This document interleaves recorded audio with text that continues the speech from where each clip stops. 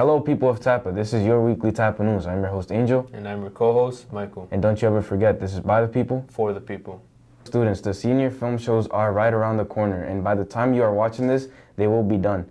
If you have a friend or someone else you wish to support in the class of 2024, I strongly encourage you to show some support as this is their very last month of school. Congratulations to all the film seniors. We are very proud of you all.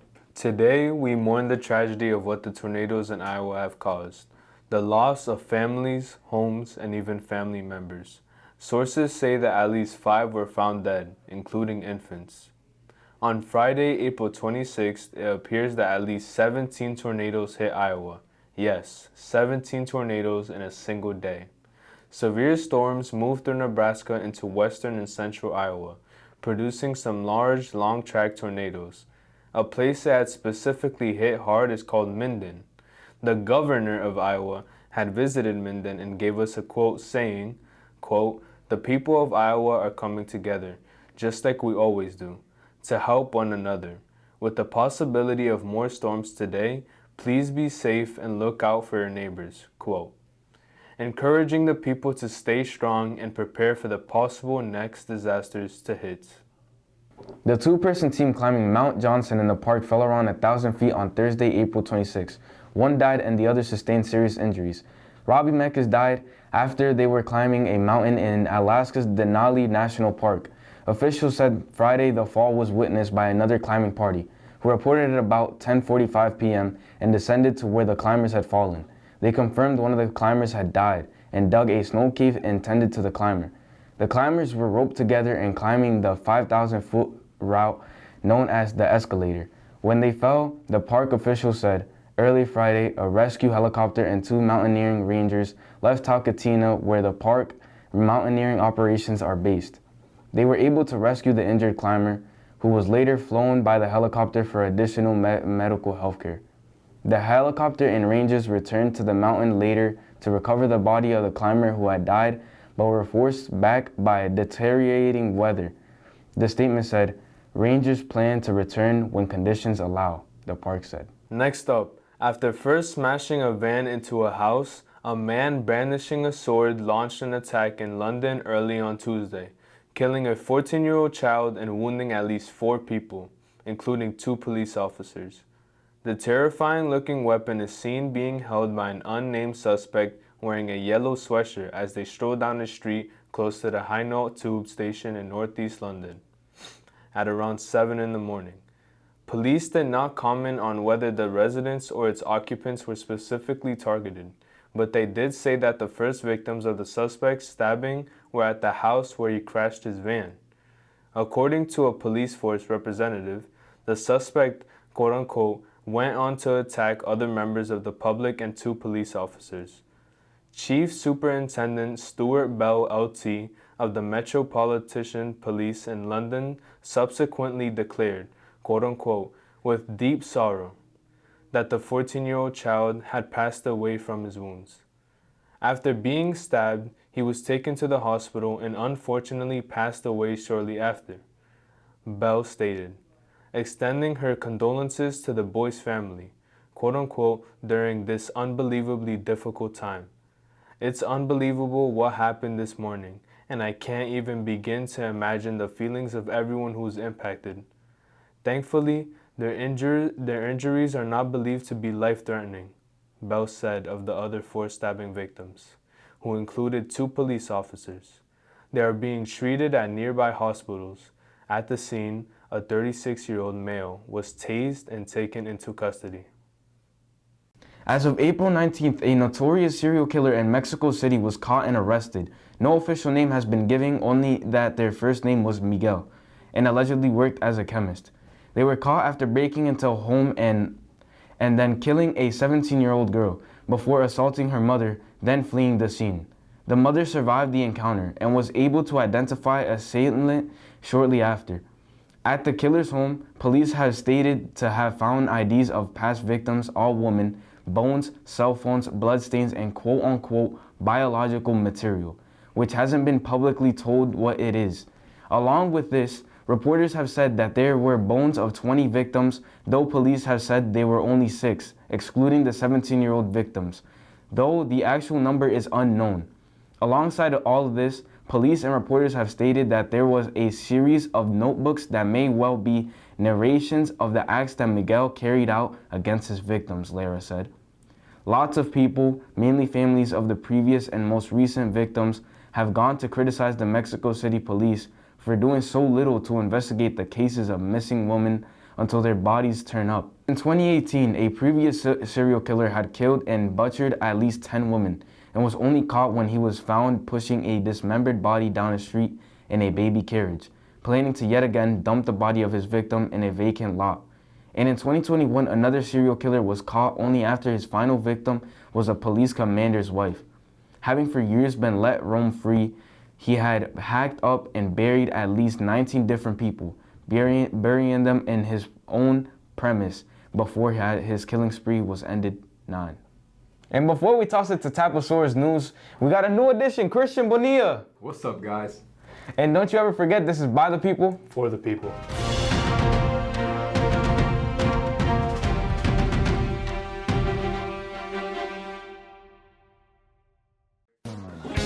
Welcome to Totally TAPA's News.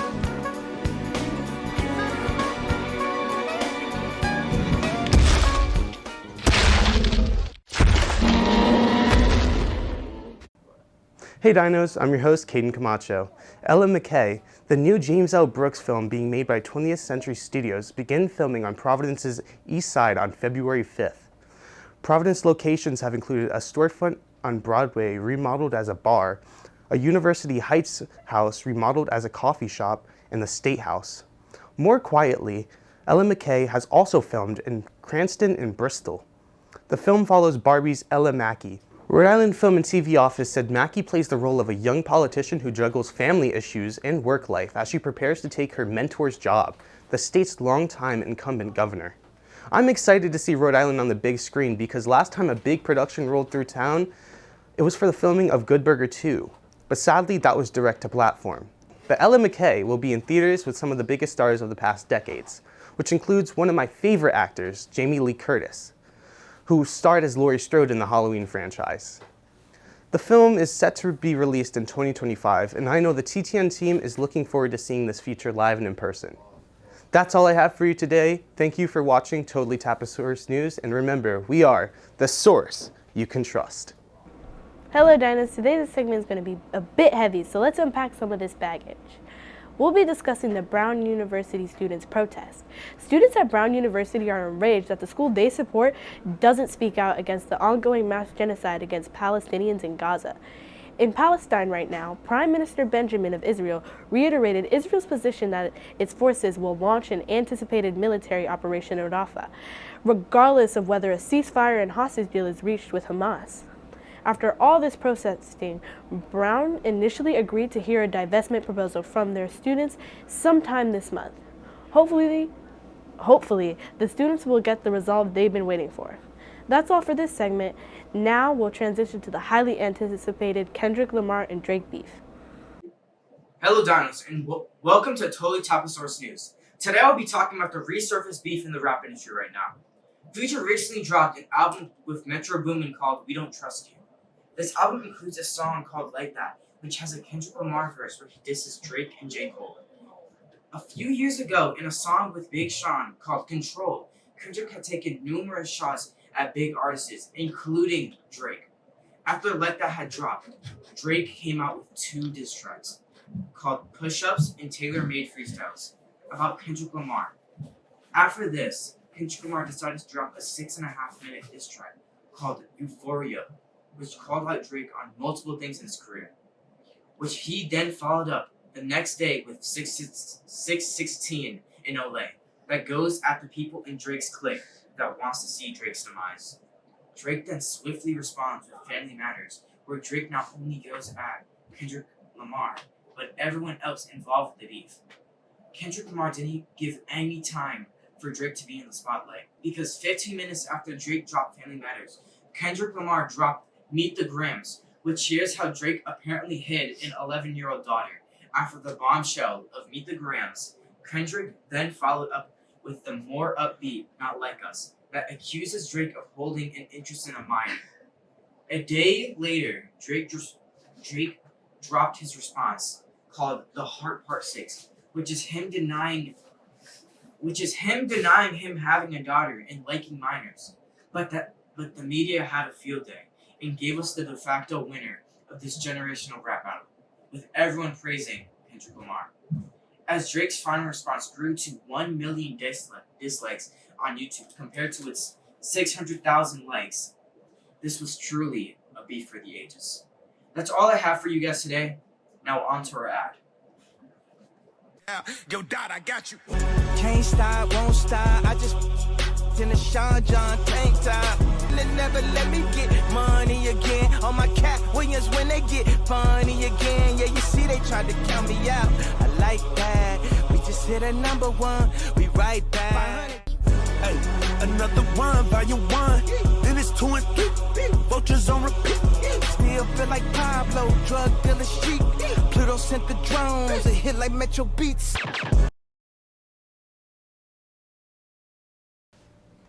Hey Dinos, once again, I'm Caden Camacho. TikTok's fate in the US has never been more in doubt. Last week we talked about how Congress approved the bill that gave its parent company 2 options: sell it to an approved buyer or see it banned. But recently President Joe Biden signed the legislation into law on Wednesday, but it could take up to years to see the TikTok ban actually go into effect. Since its Singapore-owned parent company ByteDance is likely to challenge the statute in court, and even if it survives a legal challenge, no one is quite sure what will happen next. That's all we have for you today, Dinos. Thank you for watching Totally TAPA News, and remember, we are the source you can trust.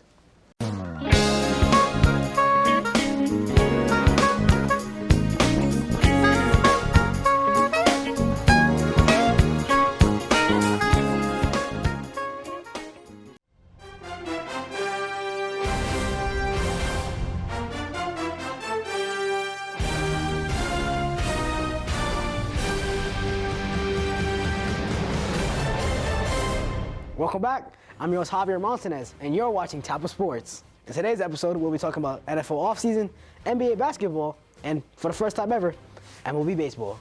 Starting with the NFL offseason, Saquon Barkley actually went to the Eagles, which is very controversial within the NFL right now because, as many of you might know, the Eagles is actually the Giants' rivals, and Giants fans are not happy. I think he forgot he has 2 home games this season with the Eagles, and let me tell you, them Giants fans are gonna hate him. Moving on to Drew Lock. I'm not sure if the Giants wanted to replace Daniel Jones with a worse quarterback, but this time Drew Lock, I have nothing else to say about that. And the Ravens signed Derrick Henry. That's a monster right there. Lamar Jackson, Derrick Henry, the Ravens defense, and Mark Andrews. That's a squad. Moving on to NBA basketball now. LeBron James actually reached 40,000 points, which is a crazy achievement. He has the most points scored ever in the NBA. And I'm telling you, LeBron James is the GOAT of basketball. It's not Michael Jordan. Moving on, D'Angelo Russell actually scored 40-plus points in this game. He was shooting from crazy ranges. I mean, this is absurd. I think he still thinks the trade deadline's going on. Trade rumors are over, bro. You can stop scoring 40 now. Moving on to the MLB now. Ace in the hole pitcher Garrett Cole of the New York Yankees actually suffered an injury. People suspected it to be a UCL tear, but fortunately enough, it's not. So he'll be back in 2 months' time. But the Yankees will suffer many challenges from this. Let's hope he gets back on the field soon.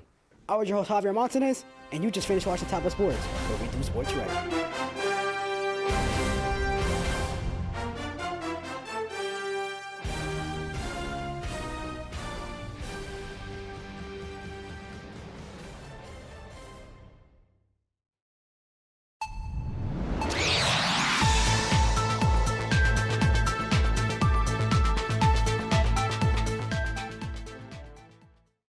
This is your prehistoric Tapasaurus news.